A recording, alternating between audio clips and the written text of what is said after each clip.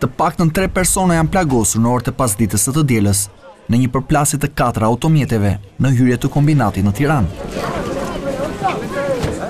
Në aksident janë përfshirë një automjet tip Skoda me targa AA 679AP, një automjet Opel me targa të Tiranës 5443F, një Fiat Punto po me targa të Tiranës 5101P dhe një Volkswagen Golf me targa AA 114AZ.